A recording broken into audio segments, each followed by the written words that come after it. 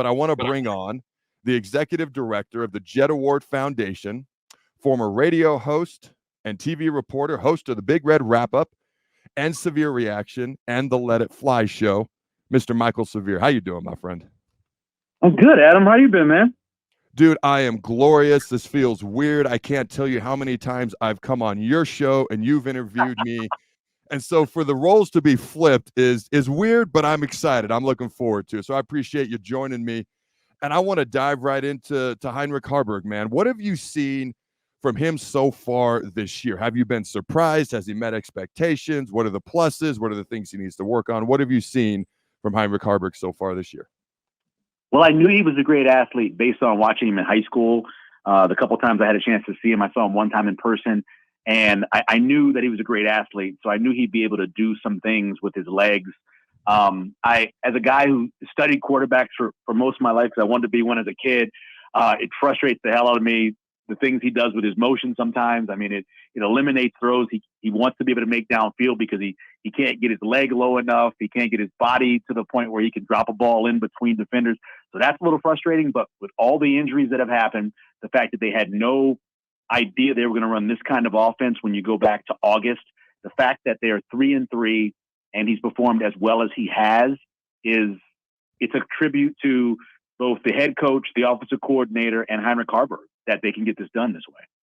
All right, so I'm joined on the Allo Fiber VIP line by Michael Severe. So my next question I've got for you is those offensive injuries, because I think the jury's still out on the team as an entire whole. Obviously, year one, Matt Rule, we're only halfway into that year. You know, there's going to be development over time. But I think when it comes to the head coach and the two coordinators, I think there's probably the most amount of questions among the fans that I talk to about Marcus Satterfield. So talk to me about the job you think he's done so far this year. And like you said, incorporating the injuries, any X's and O's they've had to alter. Talk about your perspective on that. Well, it really is incomplete because of not just the injuries, but they really thought that Xavier Betts was going to give them a chance to have a big play receiver in this offense. They were counting on him. And when he decided he didn't want to play football, that put a big hole in it. And then, they knew that they had enough bodies to be able to get out there and perform. But now, with Marcus Washington being gone and the amount of injuries they've had at running back, losing your top two running backs, it's remarkable that they're even moving the ball, I think, because we know that they're not deep. They're not overly talented. They're getting stuff done with Billy Kemp, who is a guy who is from 7 to 9 yards is a really good receiver for most of his career is what he's been. And then you've got a guy in Bullock who I don't think any of us thought was going to be a starter here at Nebraska when he got here, and he's performing the way he is, and some solid tight ends. It's pretty amazing, I think. And I think Satterfield's got a long way to go to be a great offensive coordinator. But what he's doing right now, along with Matt Rule, managing this offense is admirable. I wouldn't be, if you told me that with the same thing that happened, the injuries, the defections, all of that, and having a backup quarterback, if you told me they were 1-5 with that scenario, I wouldn't be shocked. The fact that they're 3-3 is a tribute to everybody. Now, talk to me about Malachi Coleman, because I've said all year, we don't have a deep threat. We don't have someone who can consistently stretch a defense. So defenses can stack the box and not be too worried about getting beat over the top. Not consistently at all, anyways. Now, Malachi's a young guy. Okay, he's going to get his first start. Tall, fast, athletic, talented. We know all this stuff. Okay, you've studied him in high school. So talk to me about what are some realistic expectations for this talented true freshman in his first start here on Saturday. The first thing I tell you, when you see him on the field, like field level, looks like a tight end. He's a big guy. He's put together, and all those things are true. What you said. This is a guy who came in second at the All-Star game he went to. They raced everybody, and he was the second fastest person on an All-Star game. So he's got speed. He's got great size. The guy that I'm a little more intrigued with, and I hope Malachi Coleman makes a bunch of plays, but Jalen Lloyd's kind of the guy I'm intrigued with because he fits into that little window of tons of speed and inexperience that Matt Rule has made his bones with, both at Temple and Baylor. He's had guys like that who didn't play a ton of high school football. He was more of a track guy, but have blinding speed. And I think that's a guy who running 9 routes and running some trick plays that they could do, I think could really make some big plays. But overall, between Malachi Coleman and Jalen Lloyd and maybe eventually Jaden Doss, with their speed and their athleticism, I think this young wide receiver core can be really good. It's just gonna take a while. Man, freshman wide receiver, all the responsibilities, all the blocking, deciding what you're gonna run, especially with a lot of these switch routes. It's not easy. They're learning a ton of stuff on the fly. And as Matt Rule said yesterday, none of these guys came in the spring. They all came in the summer. So they're all learning, basically learning this whole offense. So I think he's got a chance, Malachi Coleman does, against the secondary of Northwestern because of the way they play, to get some catches and then be able to break some tackles. That's what I hope we see tomorrow.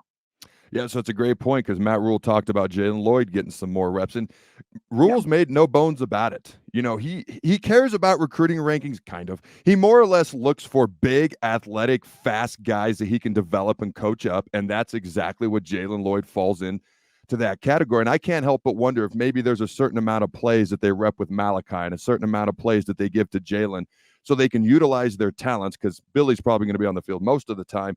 But it lessens the amount of the playbook that they have to know, so you can let them capitalize on playing fast and not having to know as much right off the bat. All right, next topic, offensive line. Right.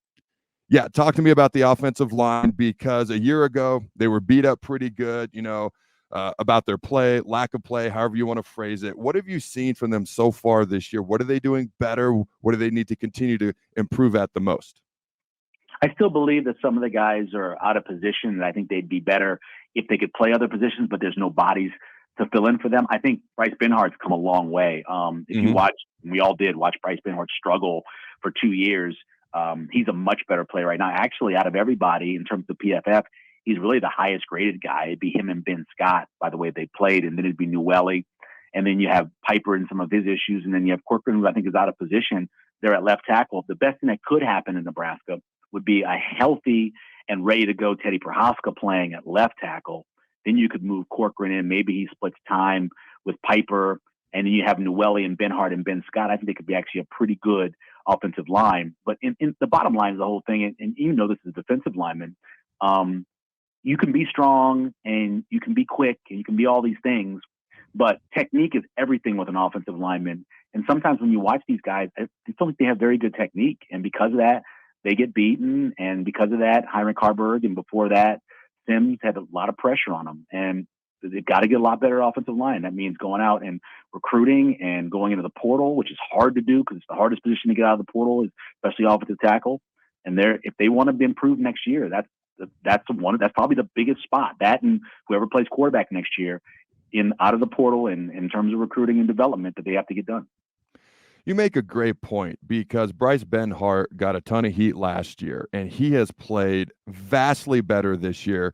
But it's kind of like, the long snapper. Nobody knows the long snapper's name until he makes a mistake. It's like Benhart's name is never brought up, which I guess is a good thing because he's playing better. But in fairness, we should show him some love for the improvement in his play. You make a phenomenal point with Bryce Benhart. He's playing significantly better. He's a guy that I actually thought could benefit from going to guard at some point. But you make a great point. If Prohaska is healthy and he can stay healthy and jump in at left tackle, then Corcoran can move to his appropriate position at guard. It could be a vastly improved line. So I'm hoping we see a little bit more Teddy Prohaska as well. All right, Harburg's the starting quarterback going forward. Sims is ready if we need him. Those are the words of Matt Rule. Talk to me about your thoughts on Jeff Sims, as far as, because I've just thrown this out there. I don't want to keep throwing it out there forever, but I want to ask your opinion. Okay, Jeff Sims remaining in that quarterback spot as a backup, ready to go if we need him, or trying to use him in other spots on the offense. What are your thoughts on the potential of using Jeff Sims just in various spots in certain situations at other positions? It's always hard, man, when you talk about quarterback, because, there's QB1. There's only one of those guys, right? There's only one guy. There's every other position, there's multiple guys. And so you have to not only worry about a guy's ability, but his confidence as well. And so when you bring in other quarterbacks, whether it is in a trick situation or to have them on the field, that can affect the quarterback's confidence. It can affect the team too, because you have divides on, half a team is for this guy and half a team is for the other guy. So I don't believe that Jeff Sims can go out and just play wide receiver or just go out and play running back, because the man's been a quarterback his whole life. It's what he knows. It's what he does. So I don't think you can do that. Now, do I believe you give him a series? I think so. But again, it's the confidence. If he goes in and he plays well, and then Hiram Carberg goes in and doesn't play well in the next series, all of a sudden the fans are booing, and what's Hiram Carberg's confidence like? So I like it the way it is. I leave Harburg in. He plays. If he gets hurt or it's got to come out, Jeff Sims goes in and does his job. But I wouldn't have those guys on the field at the same time. And I probably would even have a rotation, because I don't want to affect Harburg. I don't want to affect the team right now. All right, so talk to me about the defensive side of the ball. The defensive line coming into the season was probably the biggest question mark we had on the defensive side of the ball, just due to lack of experience. Ty Robinson has a bunch. Not a lot of other guys had a ton. We know Nash Hutmaker has a lot of potential. He's played well so far this year. The D-line, Cam Lenhart, freshman, steps up. The D-line was probably the biggest question mark on defense, but I feel like they've played really well so far this year. Give me your thoughts on why you think that might be. I think part of it's coaching.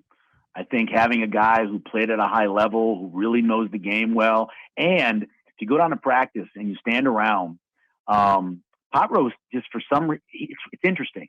He has this relationship with those guys where he kind of messes with them while they're going through their drills, and like he'll point out the cameras on them, like, hey, make sure you look good here because your mom might see this. He's a really good players coach. I think that's a big part of it. And you know what? I don't want to say lucky, but they got lucky with these guys who they brought in. Riley Van Poppel is a stud. Cam Lenhart's going to be a stud. Prince William and Yellen is a stud. They brought in good guys, and so that's why they're playing so well. I know you weren't a huge fan of the 3-3-5, and I know there's times where I've looked at it in the Big Ten and been worried. But the biggest thing that's impressed me is that with a limited amount of big bodies, they've still been very good against the run, which I didn't know they could do. I even asked Rule about that when I had a chance to interview him for Big Red Wrap-Up.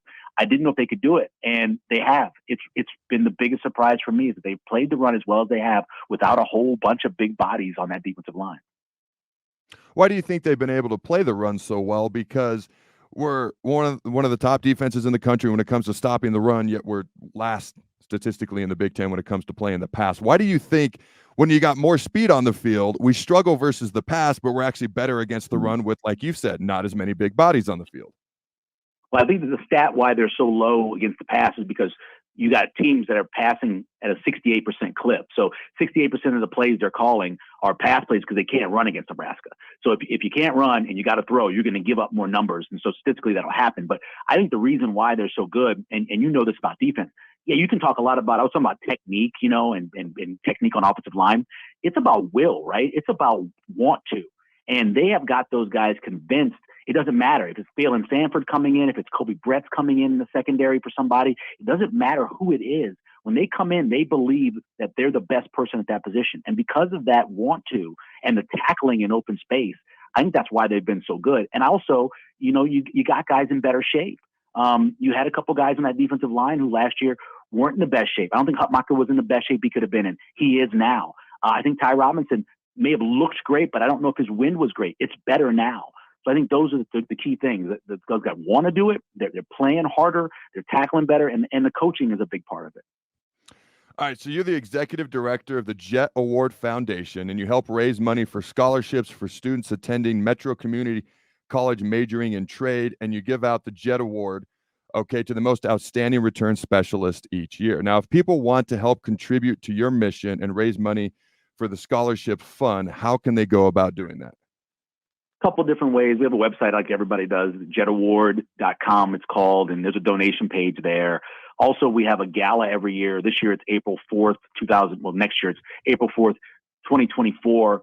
And, people can buy tickets and they can come to that and have a great time. It's at Baxter Arena here with 1,000 people. Last year, it's great. And I always tell people one of the best ways you can help us is that if you know a kid who is, great with their hands, want to get in the trades, don't necessarily want to go to a four-year college, tell them to apply for the Johnny Rogers Career and Technical Scholarship. We need more people applying for it. We raise the money. We want kids to be able to go to school and not have any debt. We play books, fees, and tuition. We don't want you coming out with debt. And so that's a big thing you can do if you're out there and you see somebody or know somebody who wants to get in the trades, tell them to apply for our scholarship. And of course, if you want to donate a few dollars as well, that's great because every single one of the dollars that we can go to putting those scholarships at Metro and making sure that those kids can go to school and come out debt free and have a great job as well. All right. I want to thank Michael for joining me. And ladies and gentlemen, don't forget to check him out every Tuesday night on Big Red Wrap Up, as well as Severe Reaction and the Let It Fly show. All right, Michael, thank you for joining me, my friend. No problem. Thanks, Adam, man. Good talking to you.